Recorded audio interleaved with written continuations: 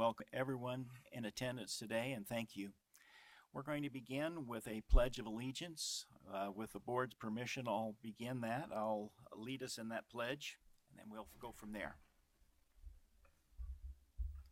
I pledge allegiance to the flag of the United States of America and to the republic for which it stands, one nation, under God, indivisible, with liberty and justice for all.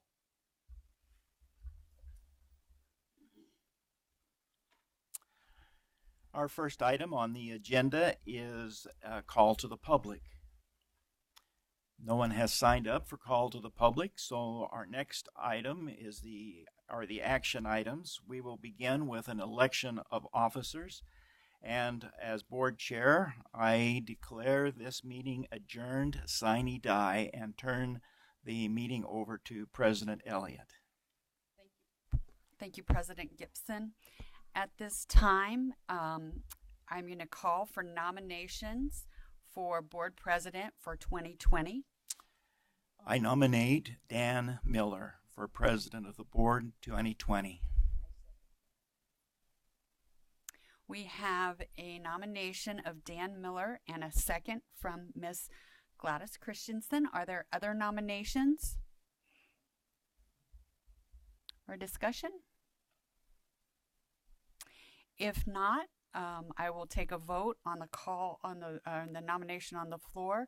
All those in favor of Dan Miller as board president for 2020, please answer by saying aye. Aye. Oppose the same. Motion pass.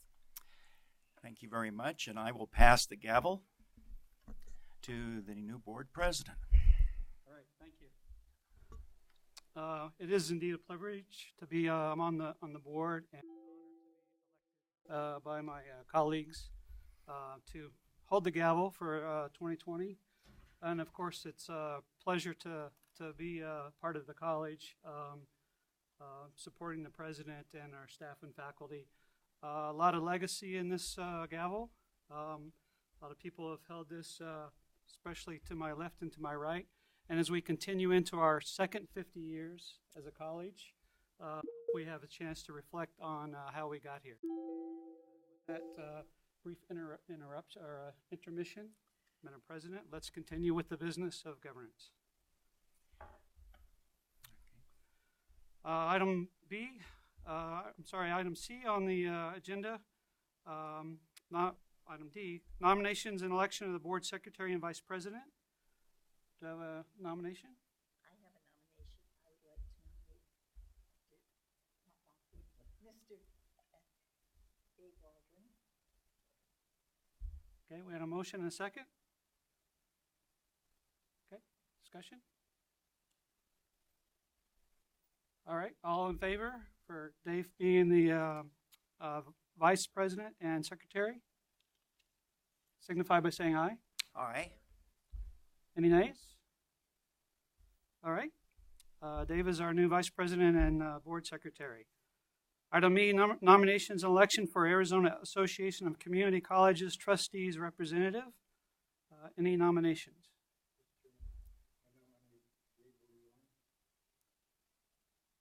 All right, I have a motion for David O'Riordan to be the nomination, and a second. Discussion? Have a second. Okay, all in favor, signify by saying aye. Aye. Any opposed? Nay? All right, item E is complete. We have our new officers of the board. Congratulations. Item 5 is the consideration of consent agenda. All items with an asterisk are consent matters unless they are removed from the consent agenda at this time. Any item may be removed from the consent agenda by any governing board member. Consent agenda items may be approved by one motion, and there will be no specific discussion of these items. Items removed from the consent agenda will be approved as a non-consent agenda item. What's the pleasure of the board? I have a motion and a second to approve. Discussion? All in favor? Aye. Any opposed? Okay, motion passes. Takes us to item 10 for Brandy Bain, policies of first reading.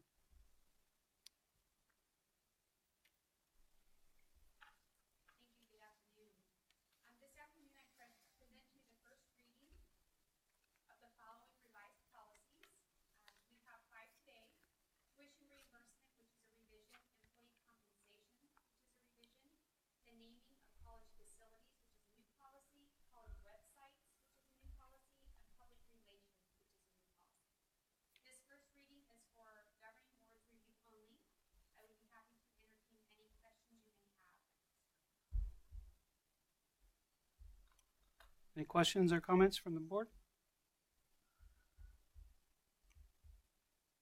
None? I just have one comment, if I may, on item 10.3, naming of college facilities.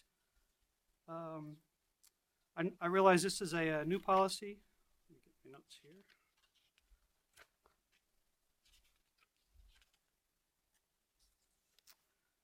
I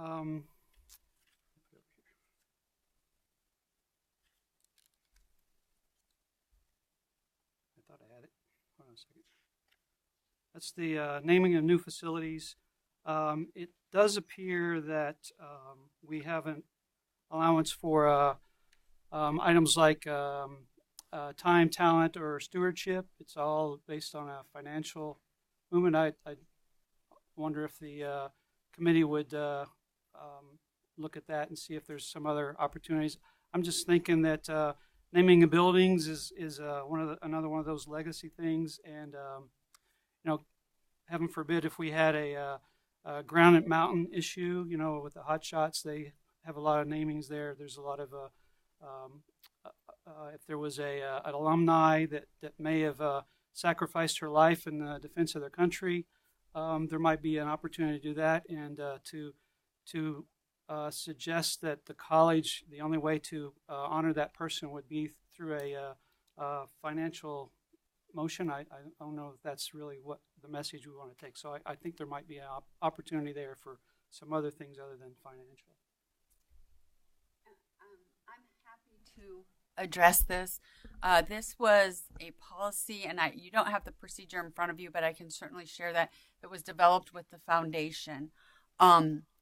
I think you have a very valid point, and in some instances like that, the foundation has the leeway to bring forth a name, even if the financial gift was given in honor of someone. So, say for instance, and the amounts aren't set to be extremely rigid. So let's say, for instance, we wanted to honor Rick Gibson by naming a building after him.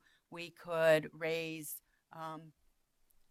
an amount of money, whatever would be considered in that area, in honor of him, to give a financial gift. But we can certainly take it back in the first reading, and we can add some language in there as well. But it was developed in coordination with the foundation for giving opportunities. Mr. President.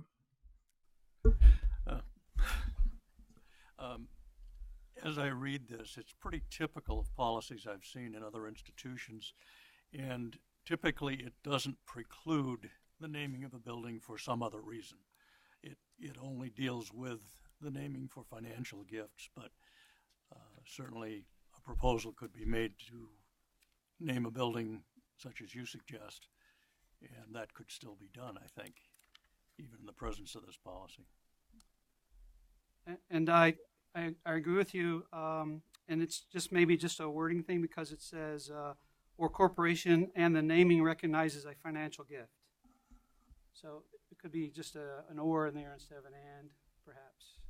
That's all I was stating. It seems like it confines us to just a portion of money. Now, if there was a particular automotive company that wanted to donate $20 million to do a advanced technical center, then we wouldn't turn that down, obviously. But I think we need to just broaden it a little. That's all. Thank you. Any other comments? All right. Thank you very much. Okay. Item 12. Item 11. Arizona Association of Community College Trustees report. Dave. There was a meeting and discussion for November that never happened. Okay, thank you. Very concise. Thanks. Okay, item 12, Dr. Elliott, report from Central Arizona College President. District update. Thank you. Good afternoon, Governing Board President Miller, Governing Board members, faculty, and staff with us here today. A few things of particular for note. The college has been accepted into Achieving the Dream 2020 cohort. We received notification of that earlier this month, and Colleges have to apply to be part of Achieving the Dream cohort. Not everyone is selected, and must demonstrate evidence of innovation and promising practices. Part of being our involvement in Achieving the Dream will be 3 years, and we will receive coaching and assistance with our guided pathways work, much like we did with the American Association of Community Colleges Pathways 2.0. So we see this as an opportunity to provide the continuum of efforts with guided pathways. We're also recently notified that we were selected. Actually, we weren't notified. I read it in a news article, which was kind of interesting, as an American Association of Community Colleges finalist for an award in excellence, in particular the category of Outstanding College Corporate Partnership. So I expect to be notified soon, but it was already released publicly in a national newsletter. And then that we will know, winners will be announced in March at the AACC conference. And then on January 30th, this is a really wonderful opportunity for the college. We will be hosting, in conjunction with the League for Innovation in Higher Education, a industry educational partnership summit. I think we have over 40 colleges from across the nation that will be on our campus to learn about how education and industry can partner. And the League of Innovation is sponsoring this at no cost to the college and at no cost to any of the partner colleges that want to come. So I think that is really an impressive commitment on the League's part as well as the college. And then just a quick reminder that our annual Foundation Night of Stars event is Saturday, February 8th. We're featuring Adeline Bates, who many of you may have seen on America's Got Talent. And hopefully you'll all be able to attend, or if not, just wish us well. So that's the end of my report. Oh, it's Friday?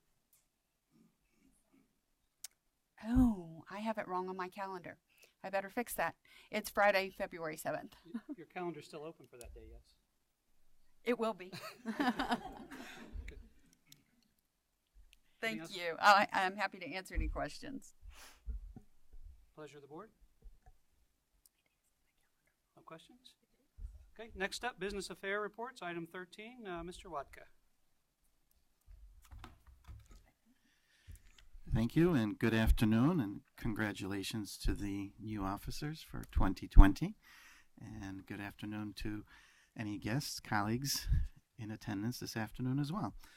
2 items on the report. First one is the monthly budget, and then the review of the awarded bids.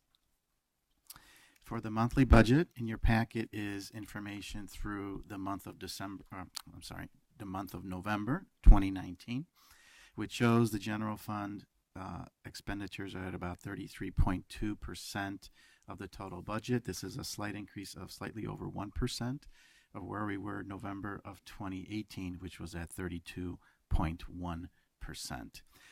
One highlight that I do want to mention on the numbers on the first page for the general operating funds, you will notice that you may notice that the budget for the state appropriations was $1.4 million, and you may ask yourself, well, how can we already have $1.6 million received? And the reason for that is that extra additional payment that we received from the state this year that was awarded to us after the budget was finalized. So we will have more dollars in actual compared to the budget in the fiscal year for the operating funds. Would there be any questions on the budget? Board, any questions? No, Mr. Walker. Okay. The second item is the amount of purchases, $20,000 and over, and there are a number of them that I'd like to go over. First one is skid steer, heavy equipment instruction, Empire Machinery Incorporated, Phoenix, Arizona, in the amount of $24,424.60, and that is to purchase a skid steer, which is heavy equipment, and to be used in the heavy equipment area, and this is from our Perkins grant. Next item, chemicals for the chillers, Southwest Water Solutions out of Phoenix, Arizona, $27,500. That is to purchase the chemicals that our chillers are treated with, and that is for all the central plants at all our locations. Wiring at AVC for new welding program, Wilson Electric Services, Tempe, Arizona, $34,738.41. That is to run the wiring for the electrical for the welding program that is now at the Aravaipa campus. Digital signature software for the ERP system, DocuSign Incorporated, San Francisco, California, $28,750. That is to renew the digital signature software for the new calendar year. It's our annual license. Janitorial supplies for the district, Waxy Sanitary Supply, Mesa, Arizona, $55,000. That is to create an open purchase order for all janitorial supplies for the entire district.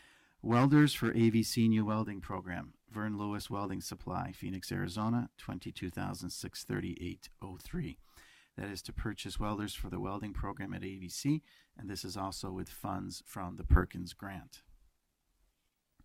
Baseball stadium bleachers and the press box, Southern Bleacher Company out of Graham, Texas, $420,235.50.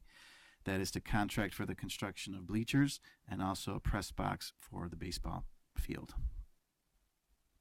Computers for the district staff, Dell USA, Chicago, Illinois, $38,801.90. That is to purchase replacement computers for the district. Painting of exterior buildings at AVC, the Paint Kings Incorporated, Tucson, Arizona, $92,147. That is to paint the exterior of all the buildings at the Aravaipa campus. Rodeo livestock stalls, fence and gates, Prefert Ranch Equipment, Mount Pleasant, Texas, $71,386.12. That is to purchase panels and gates for the rodeo arena. Rodeo Practice Arena, Prefert Ranch Equipment, Mount Pleasant, Texas, $83,546.96. This is to purchase parts for the practice arena rodeo program. Campus Nexus Software, Campus Management Corporation, Boca Raton, Florida, $60,204.37. That is the annual payment for our software license for the new ERP system. Campus Nexus Hosting, Campus Management Corp, Boca Raton, Florida, $171,847. That is the annual license fee to pay for hosting the Nexus system.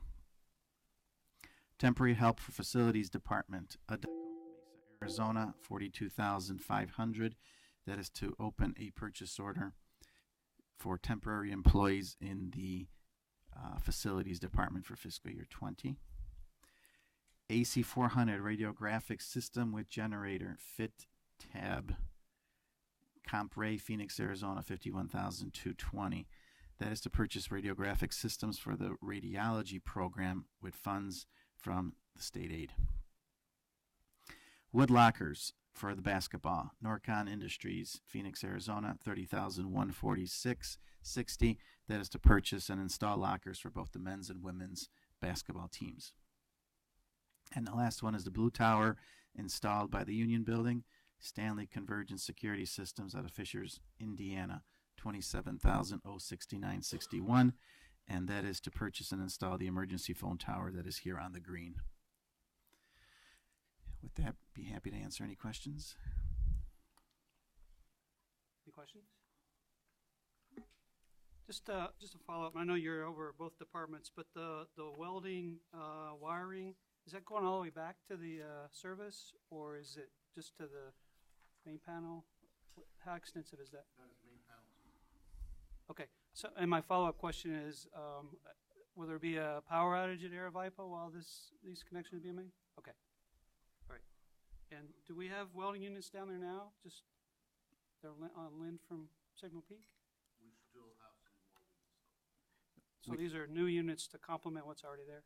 That is correct. All right, thank you very much. All right, any other questions? All right.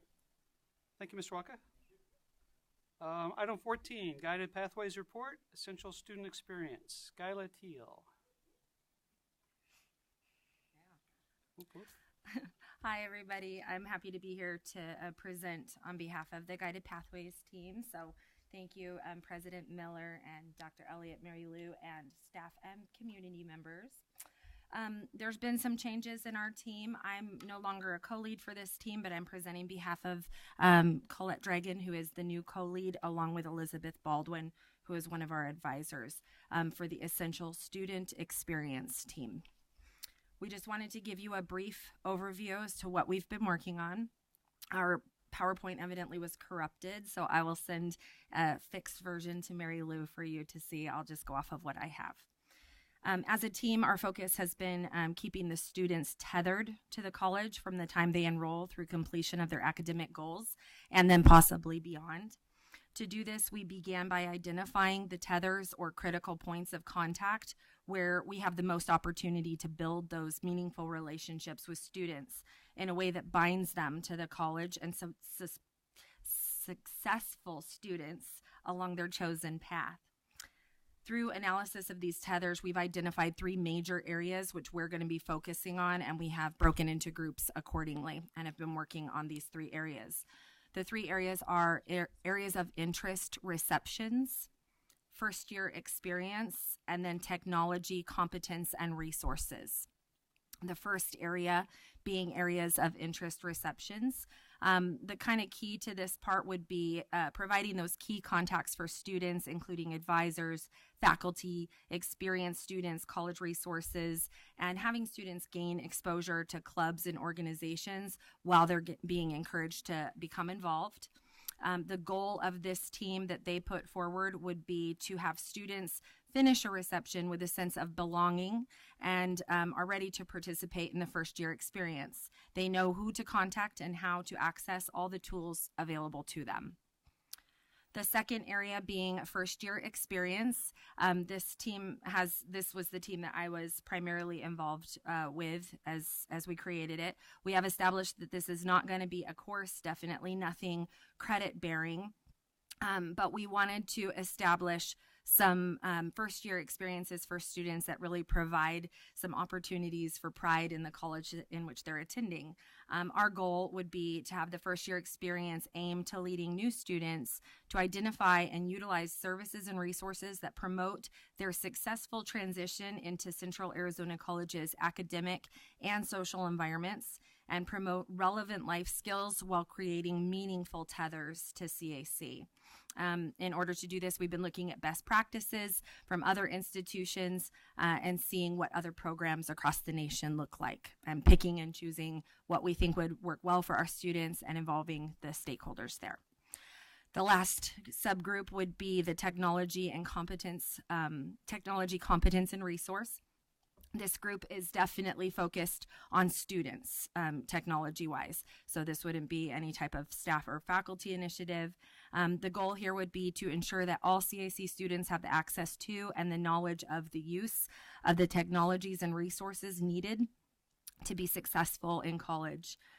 This supports guided pathways by supporting student success and heading off some of the struggle that many students experience that might result in them leaving school prematurely without a certificate or degree or a transfer plan.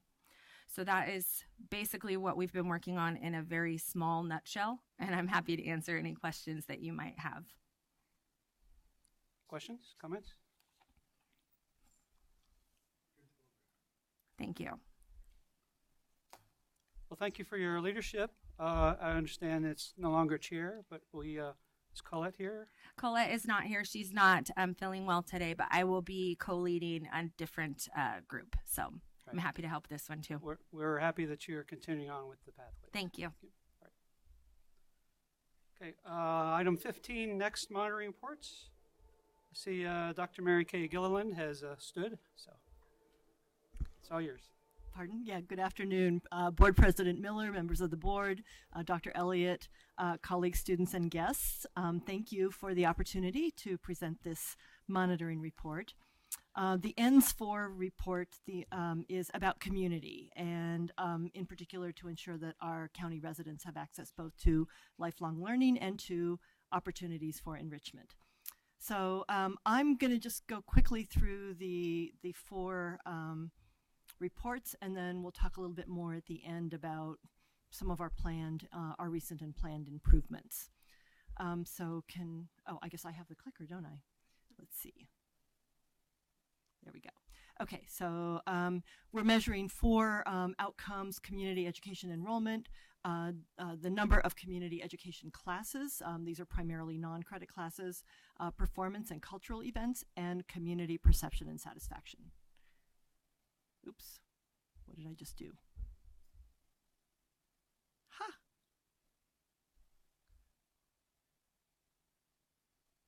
Do I have to point this at something in particular? There we go. Okay, so the first slide is about the enrollments. Oh, wait, no, we're already at out. Yeah, okay, these are the enrollments in community education classes. We've gone through a lot of changes in community education during the last 4 years, and I'll talk a little bit more about that at the end. This chart actually makes our enrollments look worse than they actually are. When I presented this outcome last year, we actually only had up to 2017-18 data. We were still in the middle of the 2018-19 year. We now have the ability to get our data more quickly, so we are jumping. So we have both last year and this year here. But I would like to say that the current year only goes up through the first semester. So that's really not a full measure of the 2019-20 year. We have this entire semester for enrollment and then part of the summer. So I'll speak more about that again at the end. Oh, it's still going to be down, but it should be at least equal to and probably a little bit above what it was last year as we get to that point. But we have had a drop in the actual enrollments in our community education classes, and I'll speak a little bit more about that and what we're planning, what we are implementing and also planning to do. So the next one. Thank you for helping me there. The second measure is not about, it's about the actual number of courses in the community education. And again, these are non-credit courses. Last year, I was actually mindful of the fact that when I presented this last year, we had quite exceeded the board's goal in terms of the number of courses. And that was because in that particular time period, we had transitioned a lot of courses from credit to non-credit. Those are courses that were not so meaningful in terms of people's degrees. A lot of our physical ed classes, some of our music classes that were not part of the music degree, some dance and some other things. Last year, we thought we were going to be down significantly. We ended up more or less breaking even with the board goals by the end of the year, off by 2 classes. This year, again, we are significantly down, but we are only measuring a half of a year. So we are hoping to have, we expect we'll at least double that and hopefully a little bit more by the end of the year. But again, an overall downward trend, and we'll speak about that at the end. Okay, let's go to the next one. Community events.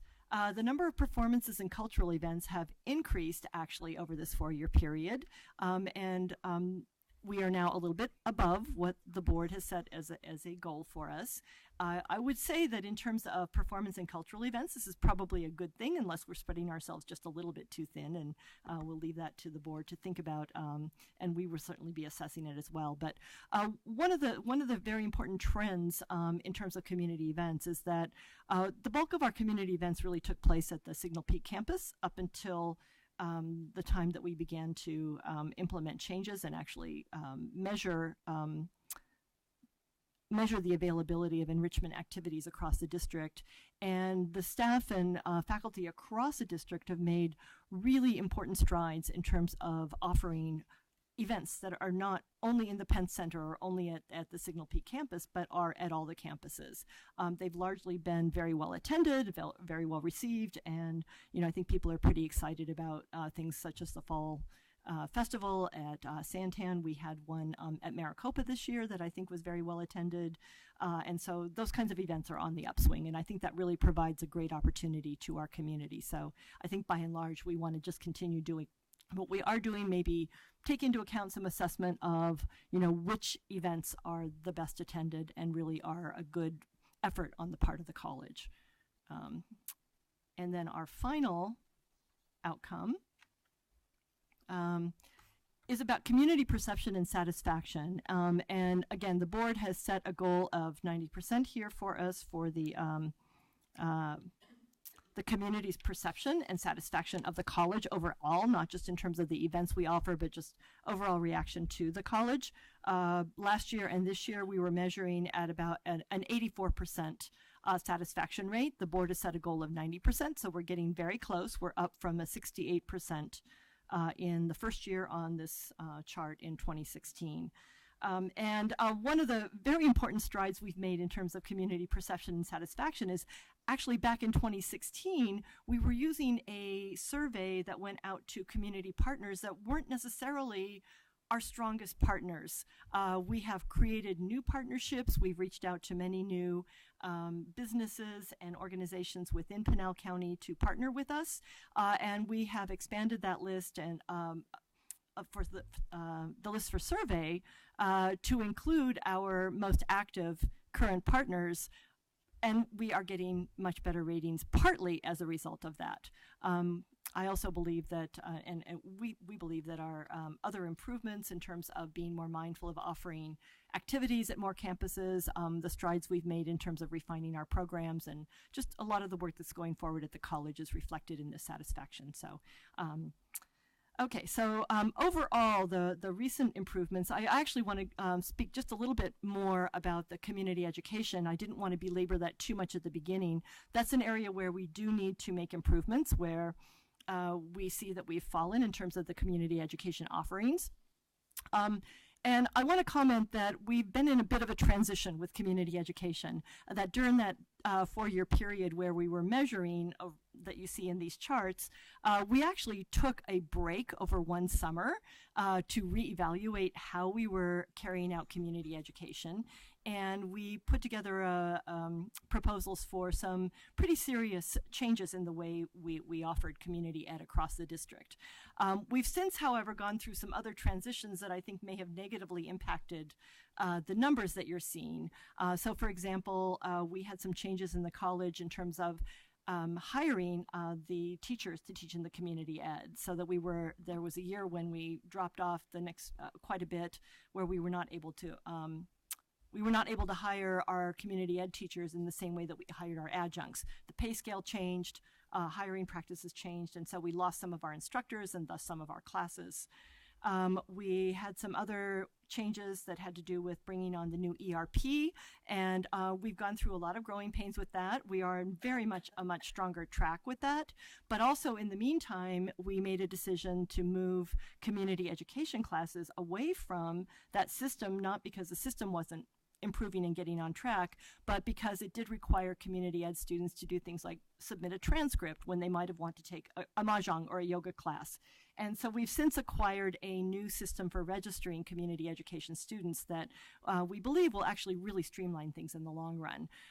We are still in the growing pains of implementing that system, and so for the moment, although we have acquired it, we're not able to fully use it. We need to bring on board a new payment system for that, and we're in the process of doing that at the present time. So we hope that by fall of 2020, that will all be in place and we'll see some really important improvements there. So in terms of our recent improvements, a lot of it really for all of these events, for the community education, for the community events, and for the satisfaction, we've really looked at and we've been much more mindful of what we believe our community partners want from us. We want to make sure that we're offering courses, activities, and reaching out to partners across the district, not just here at the Signal Peak campus. And we're going to continue to reevaluate all of these areas and make sure that we are doing everything we possibly can to strive for improvements and to reach those board goals. And although the numbers don't look very good with the community education, I really believe our staff are working very hard. We have some solid plans in place. We're looking at adding in continuing education units. And in fact, we dabbled with our first, not dabbled, we offered our first continuing education in massage therapy, and it was successful. So we're hoping to improve and reach out and do more of that as well in the lifelong learning area. So I think I will stop there and then just open up to questions from the board. Any questions? Mr. President, just a couple of things. With regard to 4.1, as you noted, it's down, but you indicated that you anticipate exceeding 650 by year's end. Is the 1,400 still a reasonable eventual target, or are we looking at something less than that? I'm going to defer here for a moment to Dr. Elliott, who has a comment. I think it's really important, and sometimes we forget this, but if it has SP behind the target, it was set during the strategic planning process.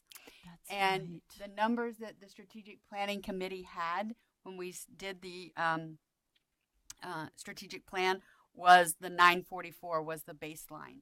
And so setting the 1,400 at that time perhaps felt like an achievable type goal. The strategic planning committee will come back together around here in the following year and go through the process again. But I think in those situations, since it was set at that point in time with the strategic plan, it seemed to make sense at the time. That was before we did a lot of the changes that Dr. Gilliland has talked about. Right. I get that, but I think my question was, given all of that, is it still reasonable, or are we thinking, and I realize we're not changing the target at this point, but do we still think we're going to get there at some point, or do you think that at some point that target will be adjusted lower? I think that's a very valid question, and I think that's something that I would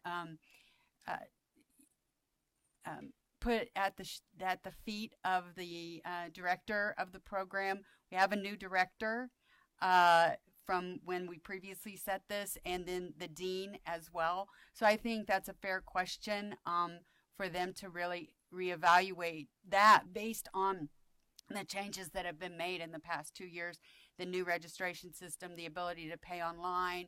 I think that's a valid question that they should definitely take under consideration. Thank you. One other question. Under the recent improvements in community education, you indicated that there was a membership-based access to popular classes piloted. What did we learn from that pilot, and what, if anything, are we going to be doing differently as a result of what we learned? Well, so far it's successful, and I don't have the numbers off the top of my head, but the first one that we opened up to this kind of a program was our ceramics our ceramics courses. We have a fairly strong, a very strong cohort at the Superstition Mountain campus who have been in the ceramics community ed classes for a very long time. And of course, we get new students coming in, but this is a group that really wants access to the facilities. They want a little bit of teaching and oversight, but they don't need a lot of teaching. And they have responded very positively to this membership possibility where you pay actually a very reasonable rate, and then they have open access, and we bring in somebody one of the teachers who monitors the area and make sure that we've got safety and all of those things. So I think that was positive. Actually, just by chance, I was with one of the other deans and our grant writer at the very end of the last day of the semester up at the Superstition Mountain campus, and we happened into their year-end, the class at the end of the semester they were meeting, and they themselves expressed great enthusiasm for that and asked us to consider offering more classes that way.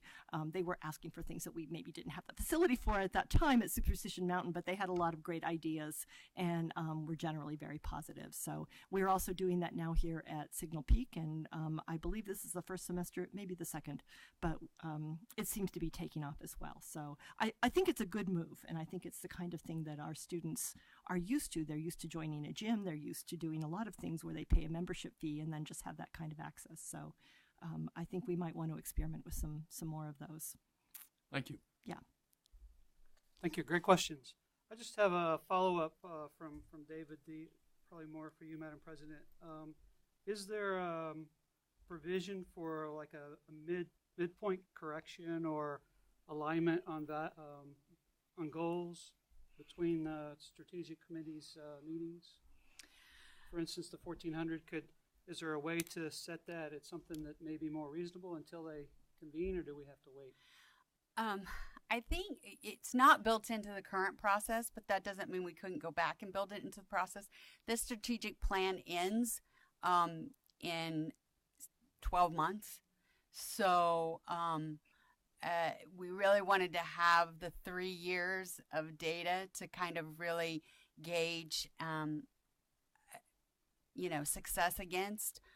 So there's nothing to say that we couldn't go back and readjust that. But you're saying that we'd want 3 years of data that's pretty much unchanged? Well, that was kind of the intent when we went into the strategic plan, is to develop a 3-year plan, not a 5-year plan. And so it was just based to be a 3-year plan, and then see where we're at the end of the 3 years before we started the process over again. So. Okay. All right. Thank you. And then the second question is regarding the community education, and I think David touched on this as well, but are we doing anything differently to inform the public of how we're making those changes? So if they want to get into a class and there's a different place for them to reference that they have an easy way to make the transition with us? Mm-hmm. That's a really great question. I think that we are trying to get word out to our students. We have information on the website. We have information, we broadcast that information within the classes themselves. But it's a great question for me to take back to the dean and the director and find out what exactly we are doing, because I'm not entirely up to date on that, and I don't have my dean here today, so I can't call on her to help me out. But a more targeted approach to that could be very, very helpful. So that's actually a great idea. Okay, great. Thank you. Yep. Any other comments? All right, move on. Thank you very much. Okay, Dr. thank Gillian. you. All right, our next item on the agenda is the next board meeting on the great Santan campus, February 25th. Hope to see you all there. And with that, this meeting is adjourned.